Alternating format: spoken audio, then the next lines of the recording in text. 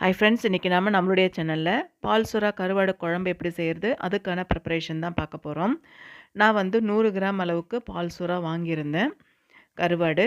இதை ஒரு 10 நிமிஷம் ஹாட் வாட்டரில் ஊற வச்சிடலாம். நல்லா உப்பாக இருக்கும், உப்பெல்லாம் போயிடும். இந்த மாதிரி ஊற வச்சோன்னா ஒரு பேனில் ஆயில் விட்டுக்கலாம். ஆயில் சூடானதும் கடுகு உளுத்தம் பருப்பு சேர்த்துக்கிறேன், கருவேப்பிலை சேர்த்துக்கிறேன், 2 ஆனியன் புடிசாக கட் பண்ணி வச்சுருக்கேன், அதை சேர்த்துக்கிறேன்.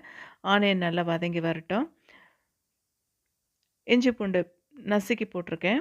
இதில் உப்பு போட தேவையில்லை, அதுலேயே நிறைய உப்பு இருக்கும். அதனால் குழம்பு செய்யும்போது உப்பு போடவே கூடாது.